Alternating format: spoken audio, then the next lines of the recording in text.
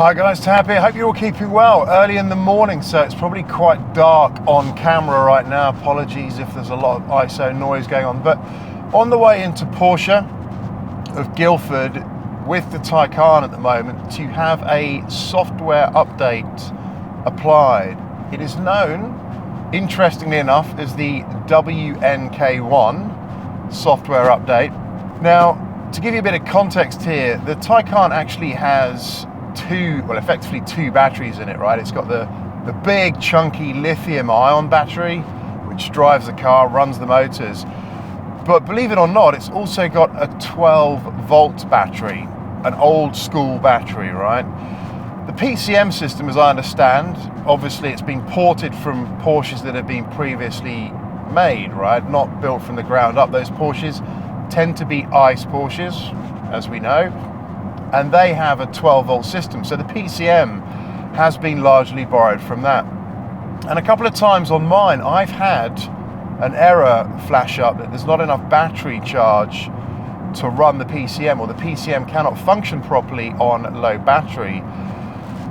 Now, you think, if the car's got a 12-volt battery, how does that maintain charge? Because in a normal car, the engine would run and charge up that 12-volt battery. However, in this car, there's no engine to run, no alternator to run, and no way to charge the battery. The way the battery is charged in the Taycan is actually from the bigger lithium-ion battery, the big battery pack, which is used to drive the vehicle. And that battery pack is supposed to keep the 12-volt battery topped up.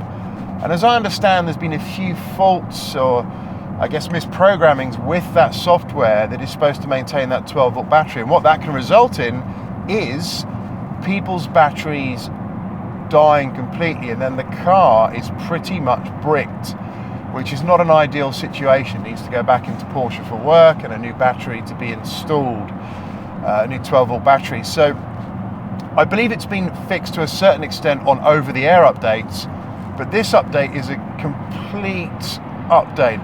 As I understand, it's pretty much a factory reset and reimage, and it's an absolute pig of an update to apply. I've been having a look through the forums, and a lot of dealers kind of, making it known that it's not the most fun update to have to apply. It takes hours and hours, and the risk of it going wrong is pretty high.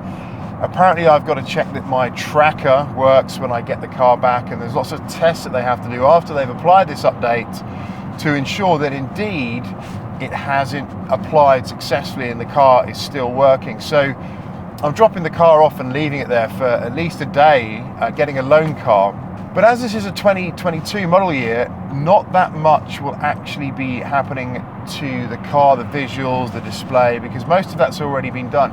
Obviously, previous cars benefited from this when they had that update applied, the update with the capital P, the Porsche update. So yeah, I just wanted to update you on what's happening. We'll keep a track of everything that happens during the upgrade process, see how we get the car back. But interesting times. It's good to see they're addressing it. Well, I'll probably just email it. Okay, so we are on the way back into Porsche of Guildford. The upgrade was apparently a complete success. It went very smoothly indeed, so I hear, and it was done in about a morning. They actually booked 3 days for the job, but really only needed the car for a day and a half or so to run the upgrade and then do all the appropriate checks.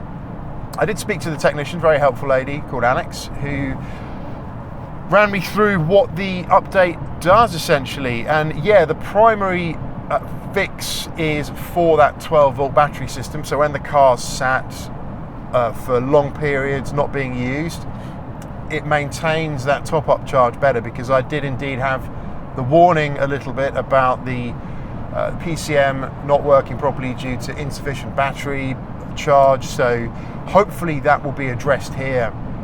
I'll keep you posted on how that goes, but that's really the primary purpose of this fix, is really looking after that 12-volt battery so that it doesn't get bricked and then you need an expensive replacement at some point. So hopefully that'll go well. Indeed, lots of other fixes that are baked into it. So it does enable the ability for you to service on demand, so where you get a feature on demand capability via subscription. It will allow you to essentially enable the keyless go feature. I don't have that spec'd on my car.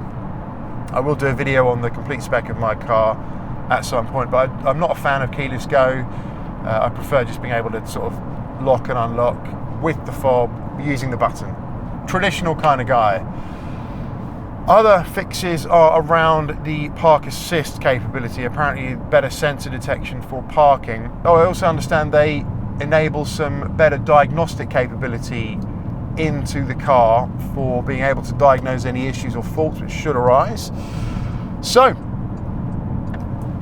success. Let's go and pick the car up. So that is it. We're back in the Taycan and everything seems to be working as expected. So the upgrade appears to have been a complete success, which is great because I'd heard some horror stories, or I'd read about some horror stories of this one online. So indeed, if you are experiencing that 12-volt battery discharge issue or the warning on your dash, and you've got the model year 22, or I believe it could be 21 as well, but get that WNK1 upgrade. It's free of charge.